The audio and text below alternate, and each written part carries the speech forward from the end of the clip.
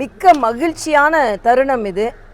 மறுபடியும் நம் தென்பகுதிக்கு, நம் மண்ணிற்கு நாம் வரவேண்டிய வாய்ப்பு எதற்கு வருகிறது என்றால், உலகத்திலேயே மாபெரும் தலைவராக எல்லோருக்கும் வழிகாட்டி கொண்டிருக்கும் மரியாதைக்குரிய பாரத பிரதமர் நம்ம தூத்துக்குடிக்கு வந்தாங்க, தென்பகுதிக்கு வந்தாங்க. அதே மாதிரி இன்று உலகத்திலேயே சிறந்த ஒரு உள்துறை அமைச்சராக நக்சல் லைட்டல்களை முற்றிலுமாக ஒழித்த ஒரு தலைவரான மரியாதைக்குரிய உள்துறை அமைச்சர் அமித்ஷா அவர்கள் இங்கே வருகிறார்கள். ஆக இதுதான் பாரதிய ஜனதா கட்சி இந்த நாட்டிற்கு கொடுத்திருக்கின்ற வளர்ச்சி. இதற்கு முன்னால் திமுக காங்கிரஸ் ஆட்சி செய்த போது கூட மத்தியில் நம் தென்பகுதியை எந்த விதத்திலும் அவர்கள் முன்னேற்றவில்லை. இந்த விமான நிலையத்தில் கால் வைக்கும் பொழுதே மரியாதைக்குரிய மோடி அவர்கள் நம் மீது எவ்வளவு அன்பு வைத்திருக்கிறார் என்பது நமக்கு புலப்படும். அது மட்டுமல்ல, திமுக தலைவர் அண்ணன் ஸ்டாலின், சிஎம் ஸ்டாலின், நாங்கள் தென்பகுதிக்கு இதை கொண்டு வரோம், அது கொண்டு வரோம், தூத்துக்குடிக்கு இது எதை கொண்டு வர முடிகிறது என்றால், விமான நிலையத்தை கொண்டு வந்ததால் உங்களால் மற்ற தொழிற்சாலைகளை கொண்டு வர முடிகிறது. இல்லைன்னா யார் ஒத்துக்குவா? எந்த கம்பெனி ஒத்துக்கும்?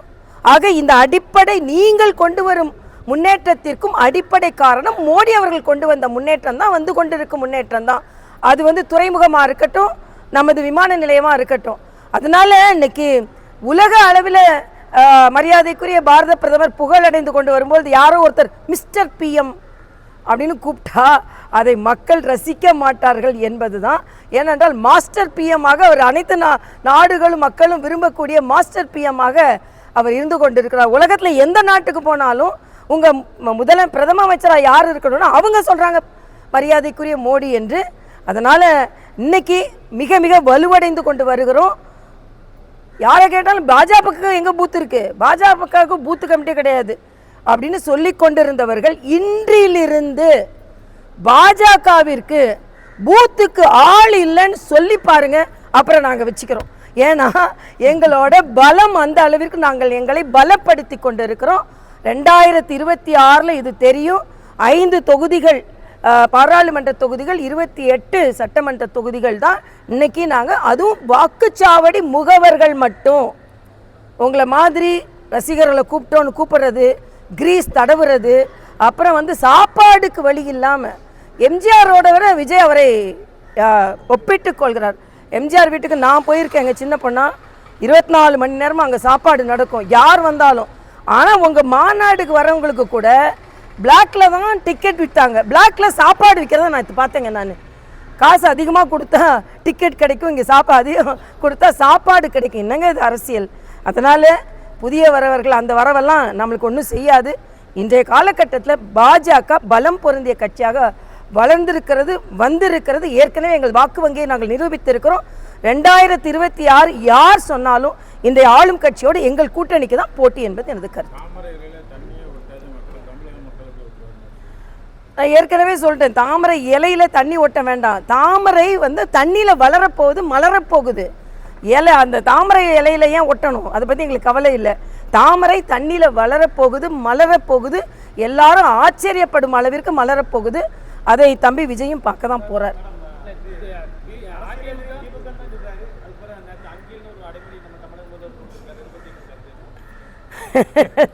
அதாவது இதில் என்ன எனக்கு புரியலன்னா, தமிழக முதலமைச்சர் எல்லாரையும் அப்பான்னு கூப்பிட சொல்றாரு, இவர் அங்கிள்னு கூப்பிடுறாரு.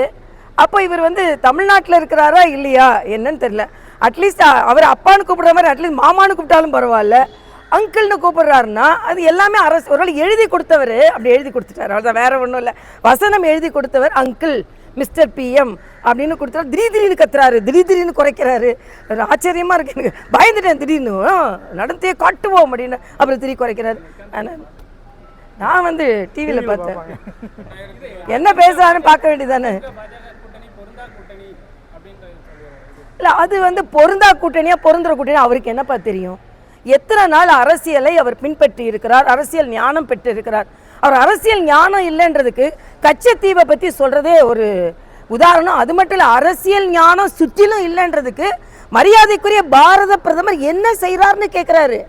இன்னைக்கு அவங்க ஃபிலிம் இண்டஸ்ட்ரி வளர்ந்துருக்கிறதுக்கு காரணம் பாரத பிரதமர் தான். இன்னைக்கு தனி விமானத்தில் போனார்ல, எங்கேயோ யார் கூடயோ இல்லை, தனி விமானத்தில் யாரோட கல்யாணத்துக்கோ போனார். யார் கல்யாணத்துக்கோ போனார், யார் கூட நான் சொல்லலை, யார் கல்யாணத்துக்கோ போனார். அந்த மாதிரி எல்லா ஏர்போர்ட்டையும் முன்னேற்றி வைத்திருக்கிறார்கள் பாரதிய ஜனதா கட்சியை சார்ந்தவர்கள், தலைவர்கள், அமைச்சர்கள், மரியாதைக்குரிய பாரத பிரதமர். இன்னைக்கு இந்த நாடு முன்னேறி இருக்கிறதுக்கு அத்தனை காரணம், இன்னைக்கு விஜயும் இவ்வளவு தைரியமாக பேசுறதுக்கு காரணம், அவரோட அந்த அரேஞ்ச்மெண்ட்ஸ் எல்லாம் செய்ய முடியறதுக்கு காரணம். நான் ஒன்றே ஒன்று கேட்குறேன், நீங்கள் எல்லாம் கேட்டுக்கோங்க. இவ்வளோ பெரிய ஏர்போர்ட்டை எந்தவித பிரச்சனையும் இல்லாமல் மரியாதைக்குரிய பாரத பிரதமரின் வழிகாட்டுதலில் அங்கே உள்ள தொழில்நுட்ப கலைஞர்கள் நிர்மாணித்து கொடுத்திருக்கிறார்கள். ஒரு கொடி நட முடியும், ஒரு கொடியை ஒழுங்காக நட முடிஞ்சுதா? ஒரு மாநாட்டை ஒழுங்காக நடத்த முடிஞ்சுதா? ஒரு முறையே இல்லாமல் ஒரு மாநாட்டை ஒழுங்காக நடத்த முடியாதவங்க எப்படி ஒரு ஆட்சியை நடத்துவீங்க?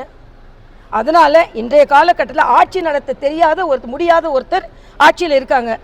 ஆட்சி நடத்த தெரியாதவர் ஒருவர் நான் முதலமைச்சர் சொல்றாரு. ஆட்சி நடத்த தெரிந்தவர்கள் நாங்கள், எங்கள் கூட்டணி, நாங்கள் இங்கே போட்டி போடுகிறோம்.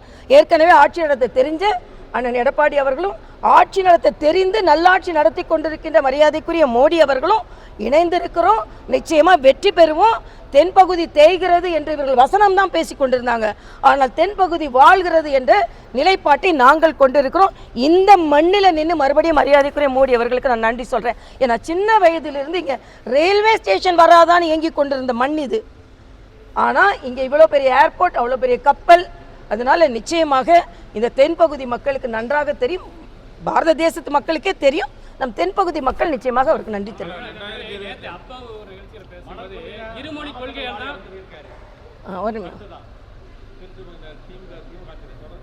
ஆமா, இல்ல அதான் இப்போ அது ரொம்ப தப்பான உயிரிழப்புகளும் நடக்குது, மாநாடுகளையும் உயிரிழப்புகள் நடக்குது, ரொம்ப தப்பாக நடக்குது. மணல் கொள்ளை பேசப்பட வேண்டிய ஒன்று. மணல் கொள்ளை நடப்பதனால் சாமானியவர்கள் வீடு கட்டுவது சிரமப்படுகிறார்கள். மணலும் கிடைக்கல, மணல் அதிக விலைக்கு விற்கப்படுகிறது. பேசும்போது இருமொழி கொள்கையால் தான் தமிழகத்தில் கல்வியில் வளர்ச்சி ஏற்பட்டது. இருமொழி கொள்கை தமிழக வளர்ச்சி இல்லை. நான் என்ன சொல்றேன், அதாவது மொழி இருமொழி கொள்கை யாரும் வேண்டான்னு சொல்லலை. இதுவரைக்கும் எல்லாரும் இருமொழி கொள்கையில் தான் படித்து கொண்டிருந்தோம். ஆனால் இந்த நாடு விரிவடையும் பொழுது, இந்த தேசம் விரிவடையும் பொழுது, உலக அரங்கில் நம் மக்கள் செல்லும் பொழுது இந்த இன்னொரு மொழி தேவை. நான் கேட்குற சித்தராமையாவுக்கு மரியாதைக்குரிய முதலமைச்சர் எதில் ட்வீட் போட்டிருந்தாரு?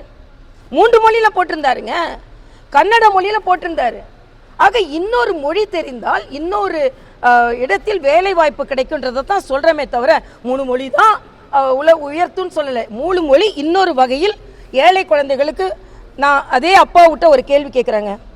அப்பாவு டீச்சராக இருந்தவர், தனியார் பள்ளிகளில் 2 மொழி தான் நீங்கள் சொல்லி கொடுக்குறீங்களான்னு வெள்ளை அறிக்கை கொடுக்க சொல்லுங்கள், அப்பாவிட்ட கேளுங்க.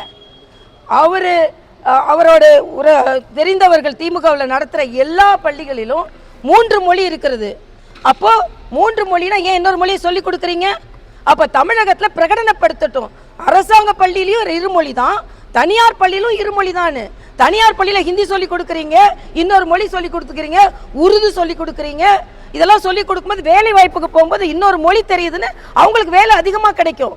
அப்போ நீங்கள் ஏற்றத்தாழ்வை ஏற்படுத்தி கொண்டிருக்கிறீர்கள் பள்ளி மாணவர்களின் கல்வியில். இதான் எங்களோட குற்றச்சாட்டு.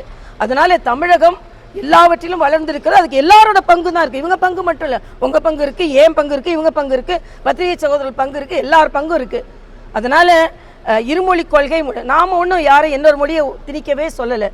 இன்னொரு மொழியை கற்றுக்கொண்டால் அது வாய்ப்பாக இருக்குன்றது தான் எனது கருத்து.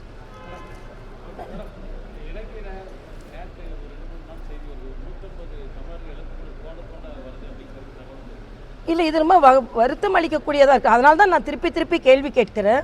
இன்றைக்கி தமிழர்களை பற்றி பேசுகிறீங்க, ஆனால் திமுகவும் காங்கிரஸும் அங்கே ஆட்சி செய்த பொழுது தமிழர்கள் கொல்லப்பட்டார்கள். இன்றைக்கி தமிழை பற்றி பேசுகிறீங்களே, உங்களுக்கெல்லாம் தமிழை பற்றி பேசுவதற்கு ஏதாவது தகுதி இருக்கிறதா? நம் தமிழ் மக்கள் அங்கே கொல்லப்பட்ட போது நீங்கள் ஆட்சியில் இருந்தீங்க, மத்தியில் ஆட்சியில் இருந்தீங்க, என்ன செஞ்சீங்க? இதை மக்கள் உணர்ந்திருக்கிறார்கள்.